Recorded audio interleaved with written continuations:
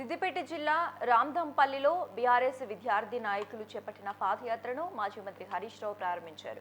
సిద్దిపేట నుంచి మొదలైన ఈ పాదయాత్ర 27న జరిగే ఎల్కతుర్తి సభ వరకు కొనసాగింది. ఈ కార్యక్రమంలో హరీష్ రావు మాట్లాడుతూ ఎంతో మంది విద్యార్థులు ప్రజలు తెలంగాణ సాధన కోసం అమరులయ్యారని అన్నారు. బీఆర్ఎస్ పార్టీ ఆవిర్భవించినప్పుడు చాలా మంది చాలా రకాలుగా మాట్లాడారని, అప్పుడు తమను విమర్శించిన పార్టీలు ఇప్పుడు కనుమరుగైపోయాయని అన్నారు.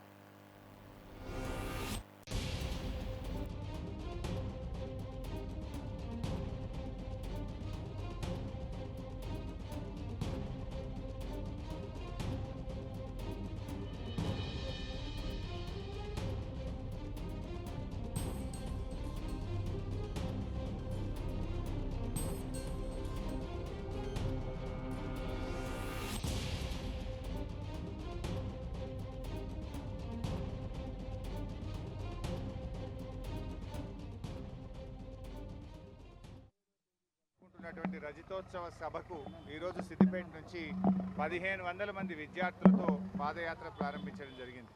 ఈ పింక్ ర్యాలీ 70 కిలోమీటర్లు 3 రోజుల పాటు నడిచి మరి ఎల్కతుర్తిలో జరిపేటువంటి సభా సమావేశ స్థలికి వీళ్ళందరూ కూడా చేరుకోబోతా ఉన్నారు. ఇలా యువతలో ఎనలేని ఉత్సాహం ఉంది. ఈ ప్రభుత్వం మీద తీవ్రమైనటువంటి ఆగ్రహంతో ప్రజలు ఉన్నారు. బీఆర్ఎస్ పార్టీకి సిద్దిపేటకు కూడా అవినాభావ సంబంధం ఉంది. ఆనాడు కేసీఆర్ గారు సిద్దిపేట ఎమ్మెల్యేగా డిప్యూటీ స్పీకర్గా రాజీనామా చేసి సిద్దిపేట నుంచే గులాబీ జెండానెత్తి రాష్ట్రాన్ని సాధించారు కేసీఆర్ గారు. ఆనాడు ఆమరణ నిరాహార దీక్షకు కూడా సిద్దిపేటనే వేదికగా మారింది. అలాంటి సిద్దిపేట నుంచి ఈరోజు పెద్ద ఎత్తున మరి రజతోత్సవ సభ విజయవంతానికి యువకులందరూ కూడా పాదయాత్రతో బయలుదేరారు.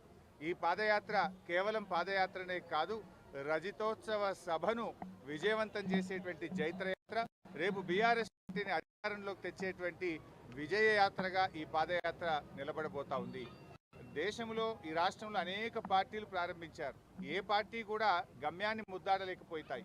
చాలా తక్కువ పార్టీలే గమ్యాన్ని ముద్దాడుతాయి. అలాంటి పార్టీల్లో ఒకటి బీఆర్ఎస్ పార్టీ. పార్టీ పెట్టినాడు చాలామంది ఇది పాలపొంగని, నీటి బుడగని, ఇది అమాసకు పుట్టింది పుణ్యానికి పోతుందని ఎంతోమంది హేళన చేశారు. కానీ 14 ఏళ్ళు పోరాడి తెలంగాణను